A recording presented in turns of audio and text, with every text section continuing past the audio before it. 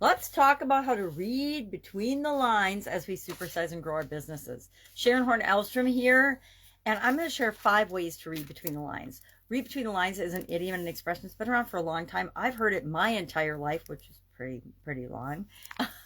But its absolute origin is a little bit cryptic. They think it might come from the cryptographic practice of determining the true meaning of a message or a communication, usually in a letter or a written communication, the intent and the reason and the purpose and the real message that was often hidden between the lines of written letters and written communications, kind of like codes and coding back in the day when they used to transmitted secret messages and secret codes through different means and different ways of communicating messages that they maybe didn't want everybody to know about.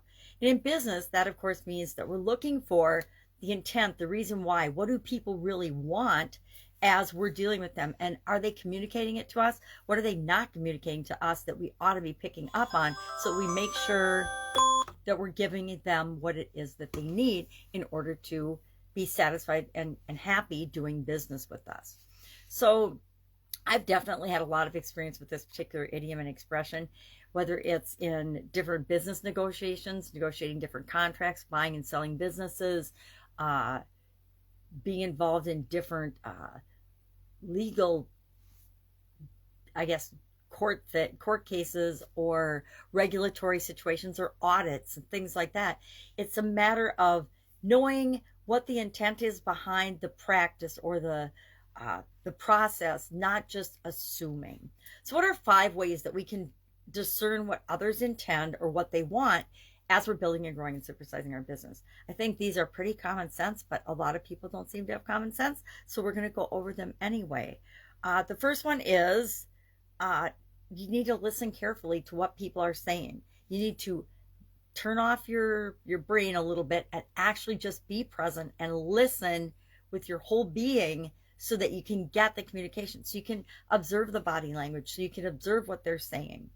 Take notes. I am a huge note taker, have been my entire life, because I know that I'm going to miss stuff. I can't rely on my memory and my listening alone, but I want to write things down, the important things and the things that people say, so that I can analyze and go over them later. Thirdly, I want to notice what the person does not say. Often in negotiations and in contract negotiations and in all different types of communications, it's just as important what the person does not say as what they do say. I'm in an experience right now where we're finding that the other party is not saying anything, and they're not saying anything is pretty much a profession of guilt anyway, and not the type of people that we want to deal with in our business. Fourth, ask for clarity. If you don't understand something, if something isn't clear, ask for clarification. There's nothing wrong with asking people, how can I serve you? How can I help? What do you want?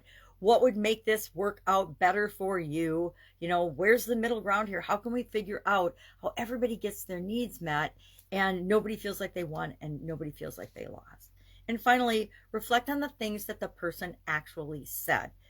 Take some time after the communication, after reading the letter, after having an interaction with somebody, and or a negotiation or a conversation, and actually reflect on and think about that conversation.